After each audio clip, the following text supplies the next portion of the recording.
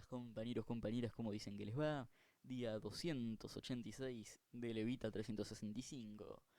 13 de octubre, el día de la fecha, y acá hasta el 31 de diciembre. No paramos con un discurso, un escrito, como hoy una clase de María Duarte de Perón.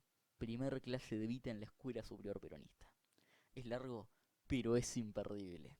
No lo demoro más. Que empiece la clase. Capítulo 1. Concepción peronista de la historia. Es para mí un placer y un honor muy grande poder hablarles a los peronistas desde esta tribuna y sobre todo poder hacerles llegar mi modesta voz en una de las materias más queridas para los peronistas, la historia del peronismo, cuando se me pidió que yo dictase un curso extraordinario en ella. Advertí su gran importancia, midiendo la responsabilidad que significaba para mí el narrar en cierto modo el extraordinario capítulo de esta historia que estamos viviendo y que las generaciones venideras sabrán apreciar, porque en él estamos construyendo la grandeza de la nación. Yo me alegré entonces, porque hablar de la historia del movimiento peronista era para mí, en cierto modo, recordar con ustedes, alumnos de esta escuela, hombres y mujeres peronistas de corazón, todas las jornadas de lucha y de gloria de nuestro movimiento, vividas en pocos años, en esta patria tan cara para nosotros, y pensé que si bien significaba una gran responsabilidad hablar de la historia del movimiento peronista, era un honor para mí, que había vivido sus difíciles momentos, su gestación, sus triunfos y la culminación de sus realidades. Por eso acepté dictar este curso. Pensé que estos 7 años del movimiento peronista podían medirse con los pocos años de mi vida, porque los he vivido con gran intensidad. Y digo pocos años, porque para mí es lo mismo que para aquella viejita, a quien San Martín preguntó qué edad tenía, y que ella le contestó que era muy niña, porque tenía la edad de la patria. Para mí, la vida empieza el día en que mi camino se encontró con el camino del general Perón, día que yo siempre he llamado mi día maravilloso. Por eso, desde el día en que conocí al general Perón, yo le dediqué mis ensueños de patria y abracé la causa del pueblo y de la patria, dando gracias a Dios de que me hubiese iluminado para que joven aún pudiera brindar mi vida al servicio de una causa tan noble como la causa de Perón.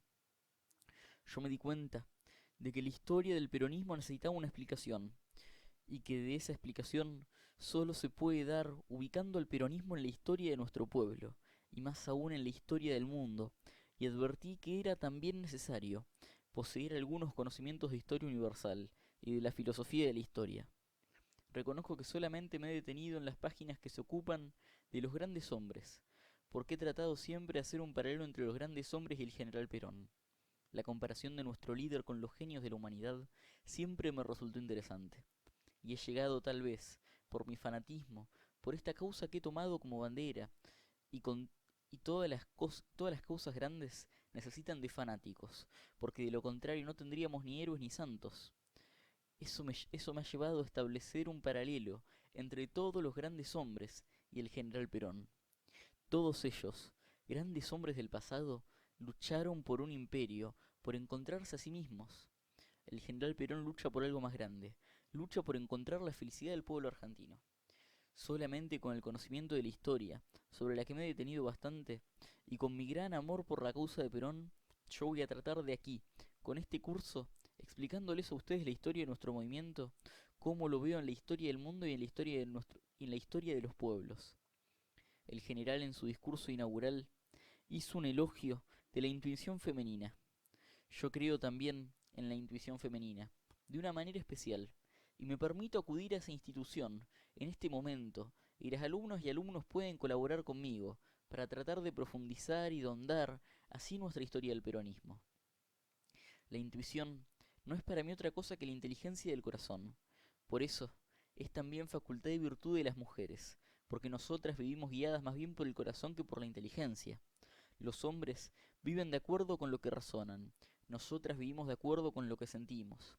El amor nos domina el corazón, y todo lo vemos en la vida con los ojos del amor. Yo aquí como mujer y como peronista voy a tratar de profundizar la historia del peronismo con el corazón. Los hombres sienten y sufren menos que nosotras. No es un defecto. La naturaleza, que es sabia, sabrá por qué lo habrá hecho. Pero nosotras, las mujeres, cuando amamos a un niño, Cuando amamos a un anciano, tratamos de consolidar su felicidad. Los hombres, con más facilidad, pueden destruir, haciendo la guerra. Ellos no saben lo que cuesta un hombre. Nosotras sí. Cuando una mujer tiene la intuición de que un hijo que se halla lejos está enfermo, o le ha pasado una desgracia, es porque siente y ve con los ojos del alma y del corazón, porque la mirada se ha alargado más allá. La mirada del amor, que siente, presiente y ve todo. Es por eso que yo he querido ser como mujer argentina la eterna vigía de la revolución, porque quiero ser una esperanza dentro de nuestro movimiento, para poder colaborar con la obra patriótica y ciclopia de nuestro líder, de contribuir a una nación socialmente justa, económicamente libre y políticamente soberana. Pero para poder lograr ver la obra ciclopia del general Perón, hay que buscar la luz en otros factores, en el pueblo y en el líder. La historia del peronismo, que yo vengo a dictar aquí, no será más que la historia de ellos, de esos grandes amores de mi vida, que junto con la patria llenan todo mi corazón. Para que la historia de estos 7 años que todos nosotros vivimos tan felizmente sea explicada, tenemos que empezar por definir a quiénes fueron sus personajes. Pero en realidad, si se analizan a fondo todos los personajes de la historia, hallaremos allí solamente dos clases, los genios y los pueblos. Y aquí en la historia del peronismo no hay más que dos personajes, solamente dos, Perón y el pueblo. El genio y el pueblo van escribiendo con tintas brillantes y oscuras los millares y millares de capítulos que componen la vida de la humanidad. En general, la historia del mundo es la suma de esas dos historias, que corren juntas. Yo sé que sobre este tema de los pueblos y de los grandes hombres es mucho lo que se ha escrito, y que quizá mis puntos de vista en esta materia sean discutibles, pero yo tengo sobre toda otra explicación, una ventaja extraordinaria. Nosotros estamos viviendo una época maravillosa, una época que no se da en todos los países ni tampoco en todos los siglos. Y esta es una verdad indiscutible. Los críticos, los supercríticos, los detractores de Perón podrán escribir la historia como les parezca, como se les antoje, deformando o tergiversando, o diciendo la verdad. Pero no podrán decir, explicar ni negar jamás que es el pueblo el que lo quiso a Perón.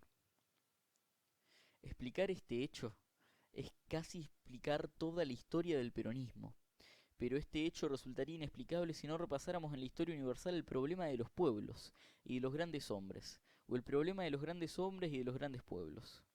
Hoy quiero decir sobre esto solamente algunas cosas, algunos conceptos generales para analizar en otra clase, ya profundamente en particular el tema de los pueblos en la historia, y luego la apasionante materia de los grandes hombres, para después abordar el tema de la agrupación de hombres en el mundo y tomar después de él de las revoluciones, para llegar así a nuestra revolución justicialista, y hacer la comparación que será siempre ventajosa. Porque nuestra revolución ha sido hecha por un gran hombre, apoyado por un gran pueblo que buscaba su felicidad y cuyo camino le marcó a su conductor. Solamente quiero hoy analizar el problema en términos un poco generales. Cuando nosotros, desde este balcón alto del siglo XX, damos vuelta hacia el pasado, advertimos enseguida que la historia del mundo no es un camino que llega recto hacia nosotros. No. La historia que nosotros vemos desde aquí nos parece un camino montañoso, que tiene sus valles y sus montes. Los valles son los ciclos vacíos de grandes pueblos, ciclos en los que los pueblos han perdido su tiempo luchando sin objetivos y sin grandes ideales. Los montes son aquellas etapas del camino en que se han dado el milagro de que el hombre encuentre la manera de conducir a un pueblo hacia sus altas regiones, o de que un pueblo encuentre un hombre que lo sepa conducir para escribir una página brillante en la historia de la humanidad. Algunos creen que la historia la hacen avanzar solamente las grandes personalidades. Estos son los individualistas de la historia. Carlyle, por ejemplo, decía en su gran obra Los héroes que la historia universal es en el fondo la historia de los grandes hombres. Otros, en cambio, afirman que la historia es obra exclusiva de los pueblos. Son los colectivistas de la historia. Ellos son los que afirman, por ejemplo, que aun cuando San Martín no hubiese venido a conducir a los ejércitos criollos a su destino de gloria, otro hubiera ocupado su lugar y hecho lo mismo. Los genios no tienen explicación en el medio en que nacen. No son los pueblos ni los siglos las causas de los grandes genios. Por eso muchas veces la historia tiene que resignarse a dar como única explicación de genio la que dio Napoleón, llamándolo simplemente el hombre del siglo, el corso singular o el escultor de su tiempo. A veces, como en el caso de Napoleón, ni el mismo genio se explica, y debe acudir a una frase inexplicable. Yo soy un trozo de roca lanzado en el espacio. De él pudo, des- de él pudo decir tal vez con cierta razón uno de los historiadores de la época: Napoleón llegaba de edades remotas, lo que es dar una explicación a algo inexplicable. Los grandes hombres no tienen su causa en el medio en que se desarrollan, pero tampoco los pueblos solos pueden avanzar en la historia sin tener quien los conduzca. Por eso, no todos los siglos ni todos los pueblos tienen la gracia de encontrar al hombre que necesitan. Y es una verdad indiscutible que los pueblos sienten la necesidad de grandes encarnaciones. Es así como los pueblos, que no las han tenido, han exaltado a ciertas figuras imaginarias, como lo hicieron los romanos con Rómulo y los españoles con el Cid, figuras casi mitológicas, convirtiéndolas en personajes más o menos gloriosos, que pasaron a ser arquetipos de la nacionalidad. Al mirar la historia de la humanidad, desde el punto de vista, no encontramos otra cosa que pueblos en búsqueda de grandes hombres, y también muchas veces hombres en búsqueda de grandes pueblos. Cuando se encuentran los dos, entonces el siglo se viste de gloria y marca en la historia una página brillante, para que en ella se escriban sus hazañas y sus nombres. Lo importante es que los dos, pueblo y genio, se encuentren. A ustedes les parecerá extraño que yo, una mujer humilde de la patria, al tratar un tema eminentemente partidario como la historia del peronismo, esté divagando entre pueblos y grandes hombres, y haya ido a la historia universal para hablar de una cuestión tan contemporánea como la nuestra. Pero quiero hacer con ustedes un estudio profundo de la historia del peronismo y Perón, que es para mí de los grandes, no sólo por sus grandes obras, sino también, como lo vamos a ver en clases posteriores, por sus pequeñas cosas. Ha realizado todo esto que, repasando la historia, no vemos en ningún otro hombre con la perfección con la que la lleva a cabo este hombre singular, de los quilates del general Perón. La historia del peronismo, como la definiré más adelante, se reduce a dos personajes, el genio y el pueblo, Perón y los descamisados. Para estudiarla hay que hacerlo profundamente. Yo quiero llevar a esto un poco por la historia universal, para después situarnos en la historia que nosotros los argentinos estamos escribiendo diario con nuestro apoyo, con nuestra fe y con nuestro trabajo silencioso y a veces de renunciamiento, colaborando con la obra ciclópea y patriótica del general Perón. Decía un gran escritor en sus reflexiones de la historia del mundo que no le es dado a cada época tener su grande hombre. No le es dado tampoco a cada genio encontrar su siglo, y tal vez haya en alguna parte grandes hombres para grandes cosas que no existen. Mucha gente piensa que los grandes hombres no podrían surgir en estos tiempos de progreso y de civilización, que han creado grandes masas de hombres cuya cultura superior impediría que se desarrolle un hombre o un personaje extraordinario, que solamente podría llegar a conducir hombres poco cultos o hombres y mujeres poco civilizados. Pero este argumento se derrumba fácilmente. El culto de los héroes no es de los incivilizados, sino de los civilizados. Es tal vez sin duda mucho más difícil que una personalidad genial triunfe en un pueblo culto, pero allí donde triunfa, ese hombre tendrá también el derecho de ser honrado con el título de grande. Más aún podemos afirmar con la experiencia de la historia que los pueblos más cultos son los que han tenido siempre la suerte de ser iluminados por los meteoros de los genios.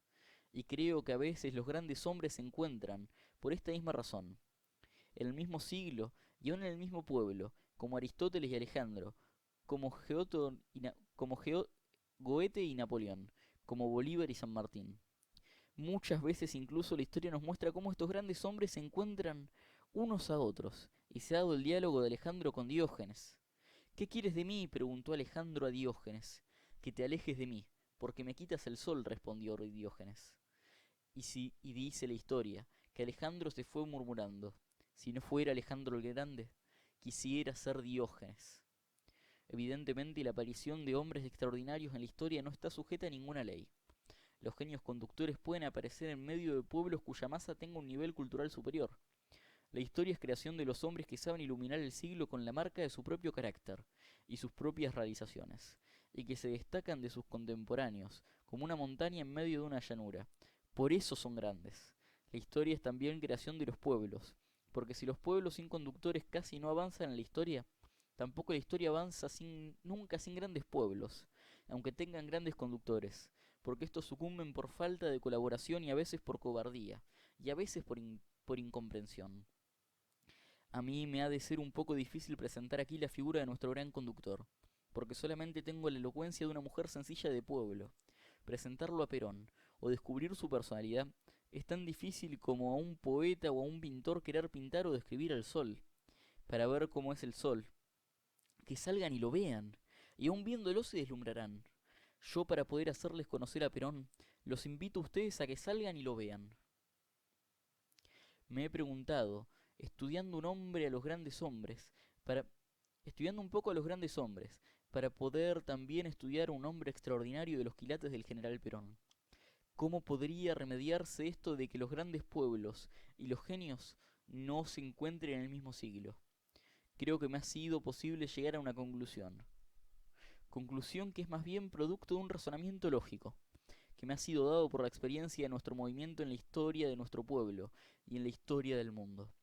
Nuestro pueblo ha vivido una larga noche hasta encontrar un genio como es el general Perón, y ha podido mantener sus valores morales y espirituales intactos, para reconocer al genio, apoyarlo, iluminarlo y darle fe con su cariño, con su consecuencia y con su tenacidad constante, ante los embates de los intereses más crudos del más rancio capitalismo. Nosotros, como bien dice nuestro presidente, podemos jactarnos de que lo mejor que tenemos es el pueblo. La grandeza de Napoleón, volviendo hacia los grandes de la historia universal, reside no tanto en haber iluminado su propio tiempo, sino en haber creado en el pueblo un estado de conciencia que ha sobrepasado a su siglo y a su genio. Por eso, a pesar de que Napoleón hizo padecer tanto a los franceses, estos siguen inclinándose ante su memoria, en los inválidos, y lo más importante aún, es que siguen sintiéndose unidos a él. Y en ese sentimiento, ese estado de conciencia, que por unir a todo un pueblo puede en cierto modo llamarse conciencia social, es lo que nuestro querido líder ha logrado, y tenemos nosotros que ayudarle a afianzar la conciencia social, que permita que cuando él, el grande, tenga que alejarse de nosotros por la ley de la vida, el pueblo pueda sobreponerse a los hombres de menos quilates, porque no todos son grandes hombres, para imponerle su acción.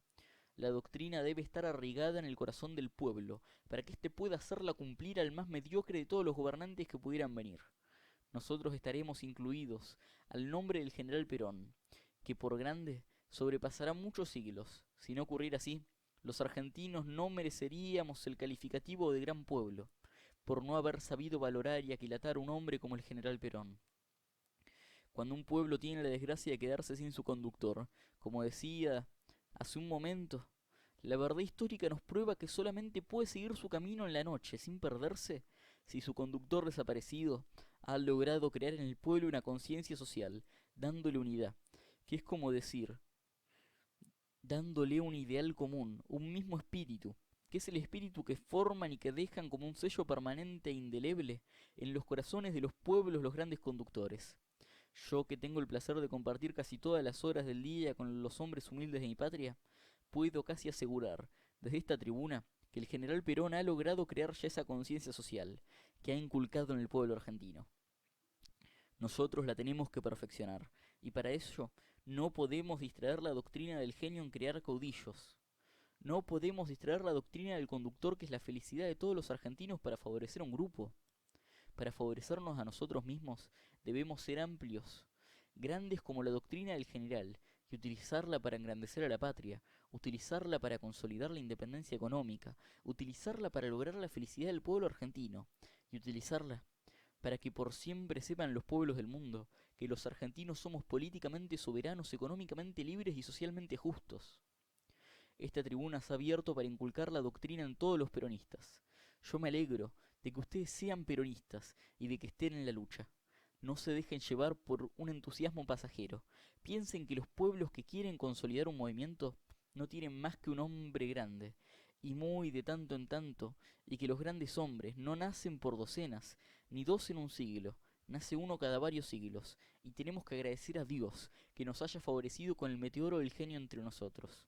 Además, debemos convencernos de que no es lo mismo servir a un genio que servir a un caudillo, que no debemos tomar la política como un fin, como un medio para servir al prócer y a la causa, como un fin, sino como un medio para servir al prócer y a la causa. Por lo tanto, nosotros nos debemos sentir apóstoles de la obra y servidores de la causa de un hombre grande. Los caudillos en nuestro país han utilizado siempre a los hombres humildes, y han utilizado sus posiciones para servir intereses mezquinos o bastardos. Ellos, llegados al poder, han olvidado el pueblo y a veces incluso lo han desconocido. Por eso nosotros los argentinos, y sobre todo los peronistas, que tenemos el privilegio de tener un genio como yo califico desde ahora el general Perón, no nos podemos detener en la baja poliquetería de servir a un caudillo, de querer levantar hombres, porque ha aparecido en la República Argentina un genio, y los genios nacen, no se hacen. Por tratarse de compañeros que están en la lucha honrosa de hacer conocer nuestra doctrina, de tratar de inculcarla a muchos otros compañeros que luchan por ideales comunes, me he de referir a este punto expresamente en otra clase. Pensemos que todas las patrias, al crear un símbolo, lo han hecho para mantener su unidad espiritual y nacional. Nosotros que no hemos tenido que andar por muchos siglos buscando al hombre, como lo buscaba Diógenes, que lo hemos encontrado porque él ha venido a nosotros, nos ha hablado y nos ha traído sus ensueños patrióticos y sus magníficas realizaciones. Nosotros pongámonos entonces a trabajar honradamente, pongamos el hombro y el corazón, para que las futuras generaciones de argentinos puedan decir que esta generación ha sido benemérita de la patria, porque habiendo encontrado al genio lo supo apoyar y acompañar sin retaseos y sin mezquinidades. Nosotros hemos encontrado al hombre, no tenemos ya más que un solo problema, que cuando el hombre se vaya, como dice nuestro líder, la doctrina quede, para que sea la bandera de todo el pueblo argentino. No ha de ser la aspiración del pueblo argentino, y sobre todo la nuestra de peronistas, a quienes me dirijo al hablar en esta clase, la de trabajar con ropa hecha. Nosotros queremos una obra de arte, y las obras de arte no se venden en serie, sino que son obras de un artista que las ha creado, por lo tanto no se pueden comprar al por mayor ni fabricarlas todos los días. Nosotros queremos una obra de arte y tenemos al artista. Sepamos aprovecharlo para el bien de la patria. Sepamos aprovecharlo para nuestros hijos y para todos los que vendrán. Y tratemos de que los argentinos del mañana no vengan a decir, no tengan que decir al hablar de ese hombre que está quemando su vida en aras de la felicidad de la patria y de su grandeza, cuánto hicieron sufrir los argentinos por su incomprensión a un patriota. Sobre todo, nosotros los peronistas, que tenemos el insigne honor de compartir la responsabilidad de construir esta nueva Argentina, debemos abrigar la esperanza de que no se diga eso de nosotros, y juramentarnos trabajando todos por Perón, por la patria y por su pueblo. La historia de los pueblos es en síntesis, como lo veremos en nuestra próxima clase, la historia de sus luchas por conseguir esta unidad y este espíritu de que estoy hablando, porque los pueblos saben solamente que este espíritu y esta unidad podrán salvarnos de de los periodos vacíos, en los que la noche cae sin ninguna estrella, aún sobre los pueblos que creyeron alcanzar el privilegio de la eternidad. Es necesario que repasemos todas estas cosas de la historia universal, para entender a nuestro movimiento peronista y apreciarlo debidamente. Al pueblo argentino hay que mirarlo a través de sus vicisitudes, y también, por qué no decirlo, a través de las vicisitudes de los demás pueblos. Tendríamos que detenernos un poco más para analizar el problema de la conciencia social que nuestro líder proclamó como necesidad fundamental. El general Perón hace unos pocos días, al inaugurar el Congreso Interamericano de Seguridad Social, proclamó que él ambicionaba crear una conciencia nacional y que creía que todos los pueblos deberían tratar de lograrla, para que los pueblos, una vez que la sintiesen, pudieran aplicarla a sus gobernantes, que se desviaran del buen camino, para que cumplieran sus inquietudes y sus esperanzas. Únicamente un hombre sincero y honrado, un gobernante de los quilates del general Perón puede hablar con esa sinceridad, con la sinceridad de un apóstol. Únicamente el general Perón puede decir con la frente bien alta que quiere que el pueblo, en cualquier momento y en todo instante, le señale el camino. El general Perón solo quiere una cosa rara en este siglo, auscultar los latidos del corazón popular. Y tendremos que buscar en la historia de los grandes hombres la unidad que nos permita medir la grandeza de nuestro líder. Será este nuestro primer trabajo. Yo invito a los alumnos de esta escuela superior a que hagan el camino conmigo. Aunque yo no pueda guiarlos con toda la ciencia necesaria, ustedes me podrán perdonar. Pensando en cómo pongo en este trabajo que para mí es tan difícil todo mi amor, mi fe y mi fervor peronista.